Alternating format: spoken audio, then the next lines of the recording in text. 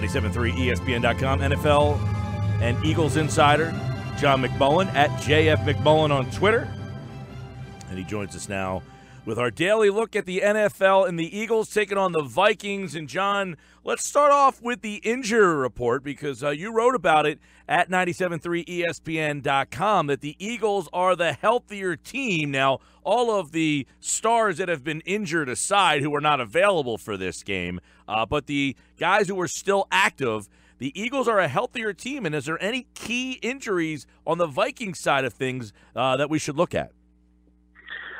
Yeah, there's a few. I mean, they have 4 people on the injury report compared to 1 for the Eagles, and all 4 are generally play for the Vikings. Shamar Stephen's been ruled out. He's basically their Bo Allen. He's sort of the reserve defensive tackle, the third man in the rotation. So it's not a significant injury by any stretch of the imagination, but again, he is part of the regular rotation, so anytime you have to go to a player below on the depth chart, and it'll be a rookie who typically doesn't play that much, that could play into things. And then you have the more serious aspects of it. Adam Thielen, obviously the star receiver, Andrew Sendejo, starting safety, Mackenzie Alexander, who kind of mixes in as a nickelback. They're all questionable. Talked to people in Minnesota this week. They're all expected to play. But anytime you're not 100%, and especially star players, obviously that can help if they're hampered. And Thielen specifically is dealing with a lower back injury, and that's going to be very helpful if he's not 100% because he's a tough guy to match up with.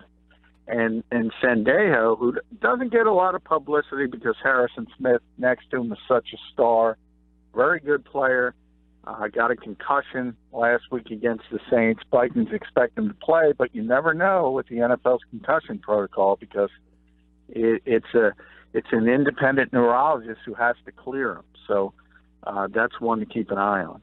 So how is Sendejo potentially getting through the concussion protocol? I'm curious about this math. I mean, I know there are guys who get through like in a week and just, don't miss any games, but they seem somewhat rare. And it seems that he still hasn't passed through the protocol. Like he's not even through the protocol yet. No, he's not. And that's the thing. He's practiced all week in a limited fashion. If you watched the game, the Vikings-Saints game, he was even in the tunnel celebrating with the guys after the big play at the end of the game. So from their standpoint, he probably was fine, but obviously the caution of being – it certainly looked like on the field he was knocked out on what could have been an illegal pick from Michael Thomas, but wasn't called. Either way, again, he was fine before the game was even over. So the question is, the protocol, I mean, there's so much murkiness to it. There's a lot of players who suffer, who are in the protocol, I should say, from one Sunday and are cleared and are playing the next Sunday. There are other players who are out for multiple weeks. So there's no consistency to it. There's no consistency to the science. And remember, just because you're in the concussion protocol doesn't mean you've been diagnosed with a concussion. It means they think you might have a concussion on any particular game day, and they roll you out. So I can't tell you on that scale where Andrew Sendejo is. All I can tell you is from Wednesday on is the Vikings were very, very confident he was going to play, and we'll see if that holds true. Now, I know you have a lot of Minnesota contacts out there, John. Thielen keeps popping up on the injury report. He's obviously a big one. How dinged up is he? I mean, will it be something that slows him down and that could – I mean, if he's slowed down, that's a big factor. He's a huge part of that offense. Yeah, he is. He's a second-team All-Pro receiver, and he might be the best route runner in the NFL. He has been dealing with this injury for a number of weeks. It doesn't seem to have slowed him down to this point. And he missed practice on Wednesday, but he was back on Thursday and Friday. To me, you get the feeling it's similar to what the Eagles are doing with Donnell Ellerbe, is that they rested him on Wednesday. He was back on Thursday and Friday. He's listed as questionable. So he's certainly going to play. The only question is he going to be at 100%? He certainly looked 100% against the Saints. He was his typical self.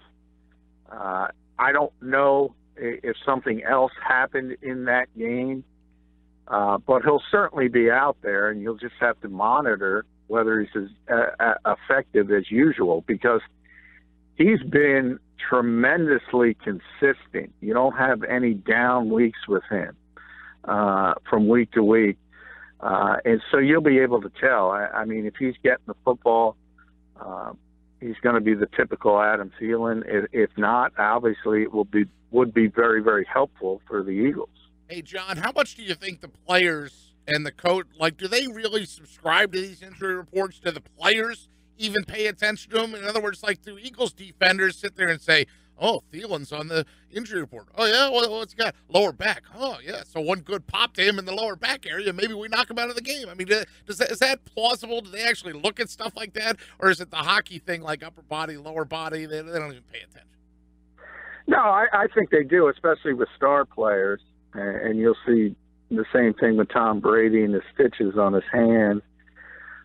Yeah, they notice that because, I mean, certainly, if somebody's having a lower back problem and you can give them a nice hit, a nice legal hit, and maybe he doesn't want to go over the middle the next time, that can certainly help you as a defender. So, yeah, I mean, guys know when other guys are hurt, and they do pay attention to that. And that's why a lot of players don't want to be listed on the injury report, because they don't want you to know they're dealing with something. But, that's the NFL. It's sort of the dichotomy. They try to ignore gambling, but they want to put out the injury report so nobody can take advantage and claim insider knowledge and things of that nature.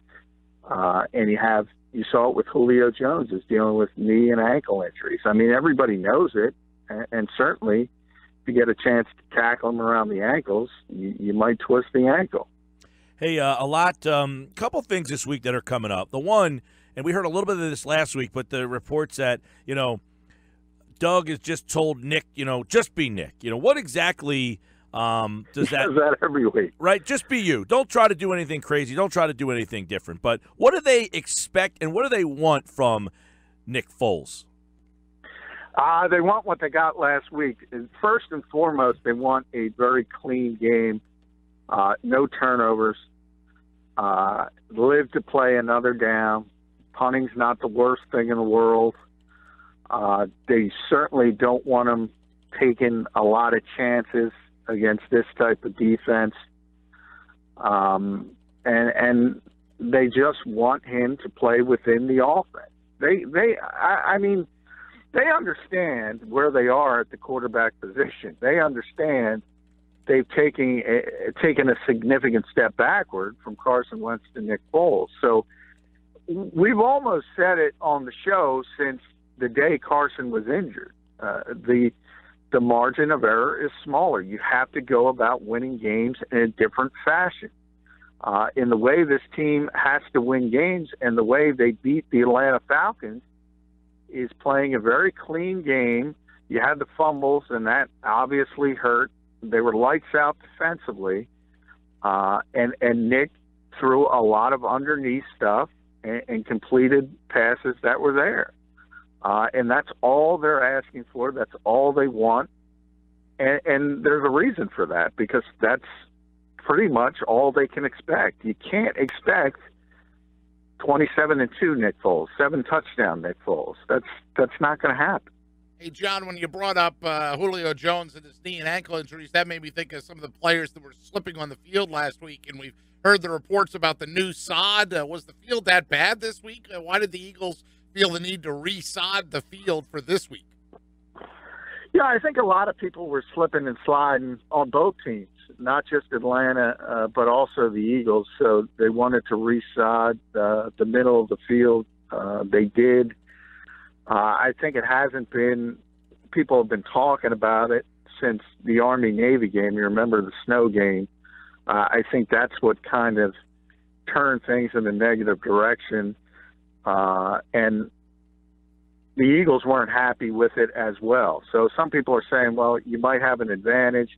Kind of wrote about Pat Shurmur. I think that's sort of one of the underplayed aspects of the week. I mean, Pat was here for so long. 13 years he was in Philadelphia, first with Andy Reid and then with Chip Kelly. He knows everything about playing at Lincoln Financial Field, even about things like the turf and what kind of cleats you should use. So that's sort of an advantage the Vikings have that most road teams wouldn't have. Hey, John, let's look at some of the matchups here. Fletcher Cox, we talked a little bit about him yesterday. What can they, typically he kind of plays, right over the left guard there. Is this a week where, he has another advantage in a big spot here? How do the Vikings, attack Fletcher Cox? Because we talked a little bit about him yesterday, but to me, again, if he is as disruptive as he was last week, that can really impact the way that Pat Shurmur calls the game. Yeah, no doubt. I mean, that's the biggest advantage the Eagles have in this game is their defensive line against the Vikings' offensive line. Fletcher's going to be a difficult part of it for Minnesota. There's no question about it. They've got a much improved offensive line for where they were last season, but it's still average, maybe slightly above average. And a guy like Fletcher Cox can change a game. And if he can play the way he did against Atlanta again, the Vikings are going to have a lot more, a lot of difficulty blocking him. There's no question about it. The one positive from Minnesota's standpoint is they have a very mobile quarterback. They can kind of move the pocket. He's been able to extend plays, and that's sort of a different twist to it from Atlanta, where Matt Ryan's going to generally stay in the pocket unless it's 4th and 2 for the season and Steve Kirk keeps him as rolling out. But that's just a horrible play call. That is what's going to win this football game for the Eagles if they win this football game. It's going to be the play of the defensive line. If they can dominate and they can shut Minnesota down, they can win a tight football game. John, is Shurmur a little tight going into this game? I see that you're right that he even closed down the portion that normally is supposed to be open. No video, don't care. I mean, all they're really doing is stretching. I mean, is he a little too wound up for this? No, that was Jim Schwartz. Oh. That was what had me concerned because it was very, very strange. And that's, all we're doing is watching stretching and individual drills. And Jim had one of the Eagles PR reps go to all the reporters who are down that side of the field and shut them down from taking pictures. And I don't know. It struck me as a little strange. And as you always like to say, Pete, there's a difference between anxiety and eagerness. That's anxiety. Yeah. And that's a concern. And I think one of the concerns is, Pat Shurmur was just named the assistant coach of the year. He's had a very good season. He's a very good play caller. And I think the Eagles know how good he is because he was here. I think Jim knows that. And I do think there's a little anxiety. John McMullen, 97.3 ESPN.com, at JF McMullen. How do the Eagles create matchups against Rashad Hill? That, to me, is another area where they got to take advantage of, man. Yeah, they don't have to create matchups, really. Just let Brandon Graham go. Brandon Graham's going to dominate that that sort of individual matchup. And that's sort of the reverse of what the Eagles have to deal with Vaitai and Everson Griffin. And the Vikings are going to have to do some things to slow Brandon down, and even Chris Long on passing downs, whether it's putting a tight end over there or having a back chip. But that's another one. I mean, Brandon Graham and Fletcher Cox dominated against the Atlanta Falcons, both of them. They both have an opportunity to dominate against Minnesota. And if they can play at a similar level, you could see a similar game as to what happened with the Falcons. Now, the Vikings are better on the interior. They have some good players. Joe Berger's a very good guard. They have a rookie center who's going to be really good.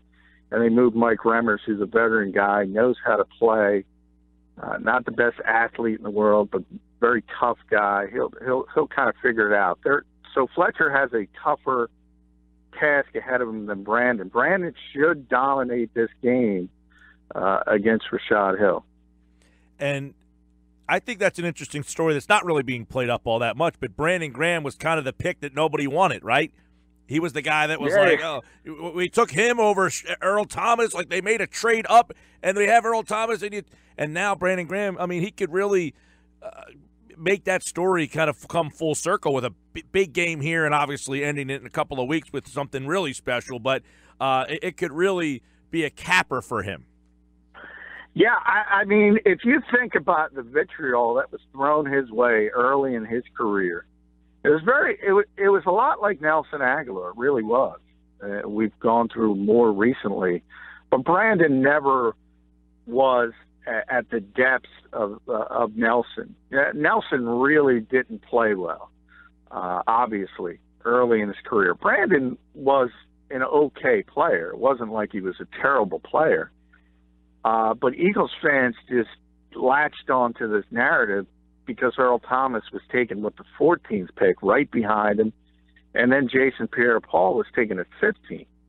So for years and years, it was like, what if we just drafted Earl Thomas? What if we just drafted JPP? And all of a sudden, whether you want to call it a late bloomer, Brandon turned into a star player. I don't mean a good player. I mean a star player. One of the best edge defenders in this league, and he's better than Jason Pierre-Paul. I don't want to, Earl Thomas is going to the Hall of Fame, so you can argue that would, they should have taken him. I can't say they shouldn't have, because that's a phenomenal player. But I think Eagles fans have turned, and they realize now that they made a mistake. Because Brandon Graham is one heck of a football player. Well, if he has the matchup that he could take advantage of, he's going to have to win that matchup on Sunday night. And, of course, the Eagles, the one difference is we talked about – let me ask you this question. We kind of threw this around in passing.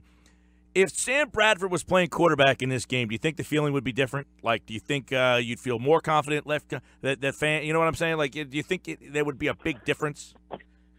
Yeah, I think the Eagles would win this game going away if Sam Bradford was under center. And that's because I saw that movie last year. I mean, Jim Schwartz practiced every day against Sam Bradford until the trade late in August.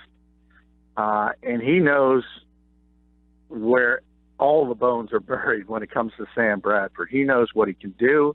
He knows what he can't do, and what he can't do is move at all. So, you think about Jim Schwartz as a defensive coordinator, and his default personality is rush for 4 and cover with 7.